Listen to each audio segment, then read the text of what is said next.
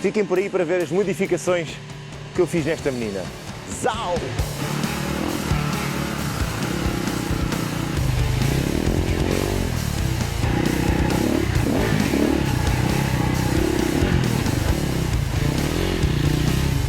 $20 minutos aqui equivale a um dia no 890.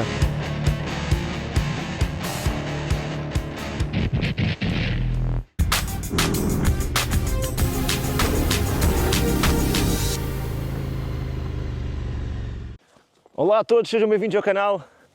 A KTM 525 já era uma grande máquina, mas eu resolvi levá-la para outro nível. Esta KTM já passou sem dúvida por muitas aventuras, mas agora com estas alterações eu acho que está mais preparada do que nunca. Comecemos aqui pela alteração do escape. Este é um escape a Krapovic que dá um som brutal. Muito mais leve que o escape original, com um toque bem mais agressivo à moto, seja de estética, seja de motor.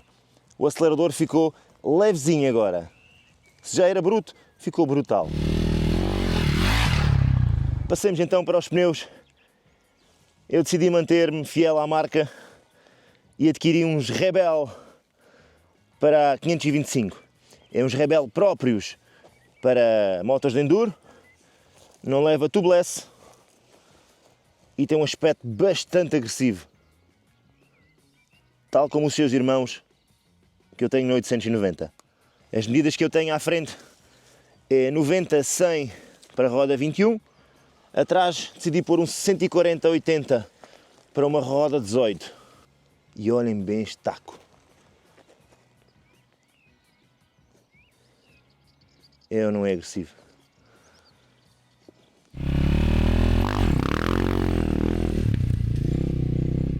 E com estes pneus instalei umas mousses da marca Nitro. E com eles aprendi o quão difícil é montar uma mousse num pneu. Eu vinha daquela escola do tubeless, chegar, meter o pneuzinho na janta e está a andar, mas instalar mousses é muito difícil. Claro que agora as próximas vezes vão ser muito mais fáceis, mas não foi uma experiência nada agradável. Levei alguns tempos, vou dizer horas e se calhar dias, para conseguir finalizar aqui o processo. Porque o pneu não entrava, o pneu é muito rijo nas abas, nas laterais, a mousse escorregava por tudo quanto é lado, eu tinha vaselina nas tacas, nas peças, nos desmontas, tinha vaselina nas mãos, vaselina nos joelhos, nas pernas, bom, simplesmente não conseguia encaixar, não conseguia finalizar.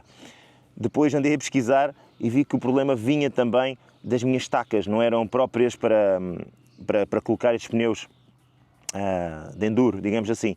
São aquelas tacas mais ovalizadas, têm uma ligeira curva, penetram melhor no ar, etc.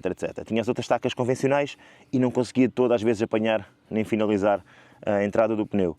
Portanto, foi um processo bastante difícil e que recomendo a todos, nem que seja para ganharem um bocadinho de experiência. Como podem ver, isto foi a coisa mais difícil depois de finalizar, que era o travão, que é aquele travãozinho de mousse que fica para dentro, que nós, antes de colocarmos o pneu para dentro, temos que empurrá-lo para a frente para o pneu poder encaixar no ar e ele ficar por cima do pneu. Mas isso não estava a acontecer. Até que eu percebesse que isso era para se fazer, essa é outra, isso não estava a acontecer. Então tive que sacar o pneu para fora deste lado, sacar o pneu para fora do lado oposto, empurrar, entrar um e depois entrar o outro.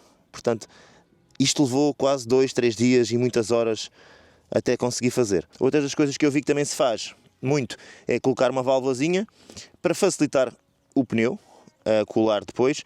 Então coloquei uma válvulazinha normal dessas tubeless. Para quê? Para quando eu finalizar o pneu, para que ele encaixe melhor no ar, dou-lhe aqui umas gazadas aqui à pressão máxima e o pneu ajusta-se sozinho. Portanto, isto foi uma das coisas que facilitou também o processo de finalização, foi ter colocado aqui uma válvulazinha para encher. Ele não enche na verdade, ele joga ar lá para dentro, só que o pneu ajusta e cola. Depois de finalizar a montagem dos pneus, espetáculo, muito bom. Mas até chegar lá a esse processo, levei muitas dores de cabeça. Outra das coisas que eu fiz questão de mudar foi os plásticos, sem dúvida. dá um estilo bem mais agressivo e mais moderno. O plástico que traz é um plástico de origem, da cor preta, e sofreu aqui algumas alterações.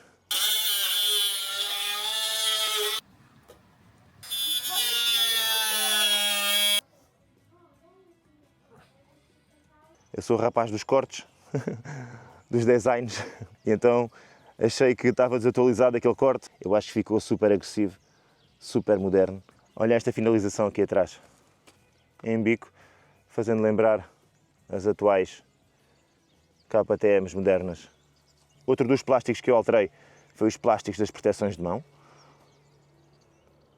Eu não gostava muito daquela estética, que ele criava-me ali um peso muito grande na frente da moto, embora pudessem ser mais resistentes, não eram de todo ao meu gosto. Então troquei por estes simples da Axerbis. Eu acho que isto são umas proteções de mão muito usadas no mundo do enduro. Preço e qualidade são muito bons. Com a troca das proteções de mão, troquei também os punhos. Os punhos que o antigo dono tinha eram, a meu ver, muito maus. Eram aqueles punhos de esponja, e além de ser de esponja, eram punhos curtos, eram muito pequenininhos. Então aquilo, além de criar volume na minha mão, ainda me criava ali um aspecto de parecia que tinha que estar contido ali com a mão. Então eu adquiri estes da marca da KTM mesmo. São punhos que não precisam de ser colados, porque eles têm aperto, portanto são fáceis de colocar. É chegar a enfiar, apertar, está fixo, não mexe. E tem um tato muito bom, agarra bastante bem. Eu gosto de punhos assim, como podem ver, flui bastante bem.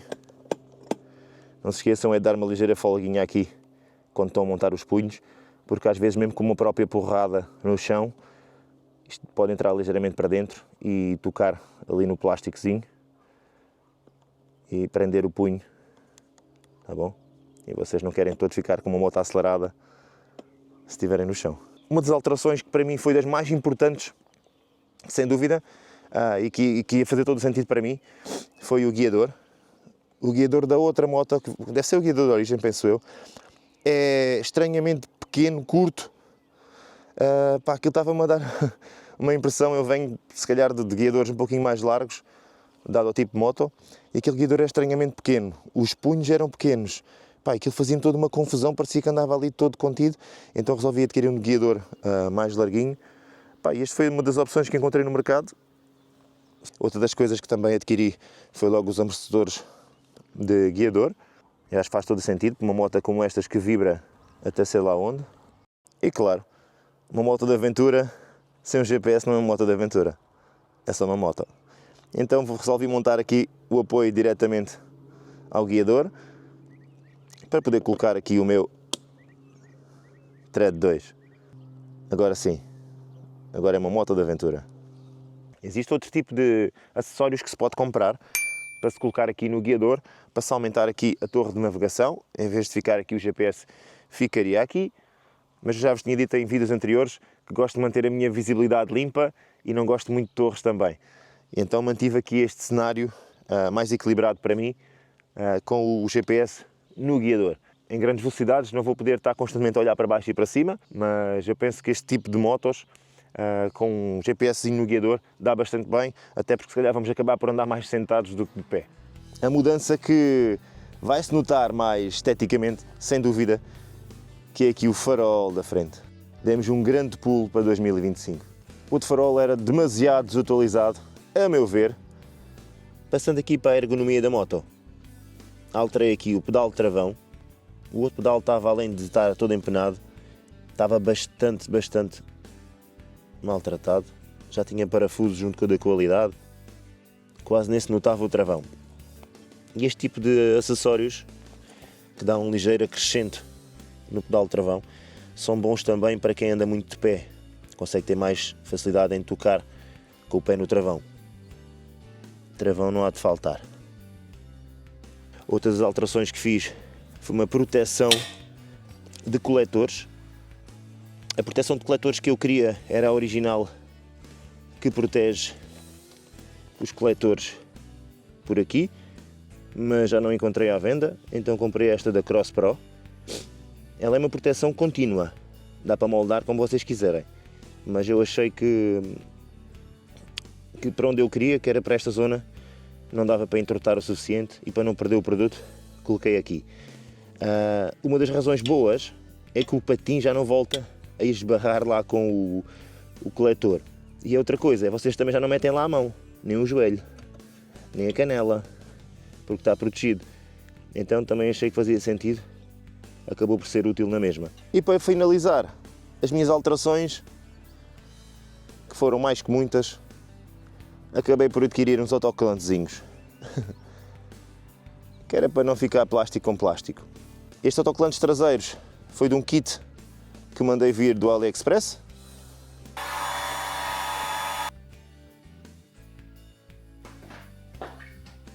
Porquê? Porque o antigo dono tinha alguns autocolantes de origem, tinha mandado, inclusive tinha os autocolantes de origem do depósito, novinhos em folha, mas eu coloquei e olhem bem a asneira que deu. Aqueles autocolantes não são próprios para se colocar diretamente num depósito. Como podem ver, o autocolante não é contínuo, ele é perfurado para que possa ter uma melhor aderência quando é colocado diretamente em depósitos.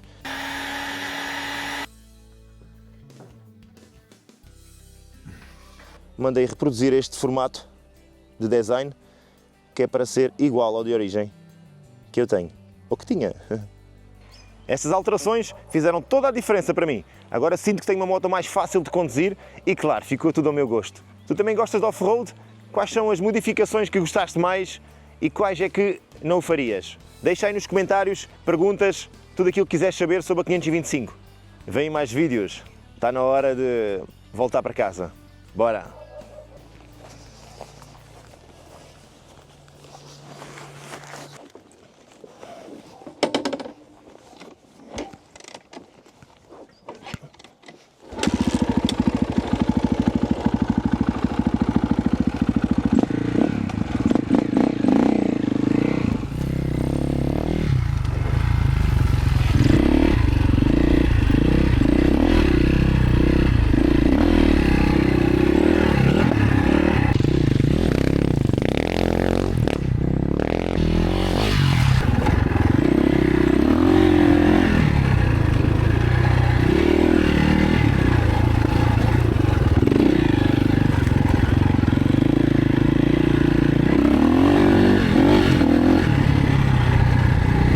Pessoal, parei agora só para fazer o seguinte. E bracinhos, e mãozinhas, e antebraços.